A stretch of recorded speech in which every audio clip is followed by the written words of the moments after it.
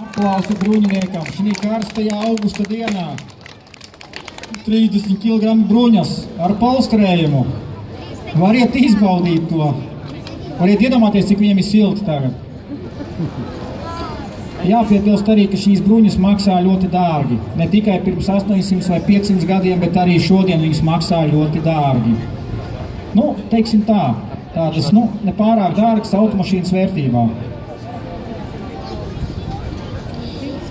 Konkrētam cilvēkam, kas mums stāv priekšā, viņam varētu būt jau, teiksim, 14. gadsimta beigas, 15. gadsimta sākuma bruņas. Pareizi?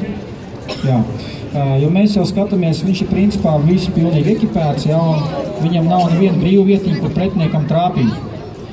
Šeit pretī viņam stājās, principā, pa gadsimtu vecāks bruņinieks, līdz ar to arī viņam bruņas nav tik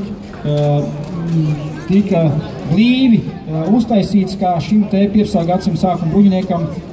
Viņam lamnāra bruņas, bet viņas, protams, ir vieglākas. Viņam ir vieglāk cīnīties. Viņam tās bruņas var kopā 20 kg apmēram. Savukārt šim te blakus bruņiniekam ir smagas. Labi, nekavēsim laiku. Bruņinieki gatavi? Cīņa!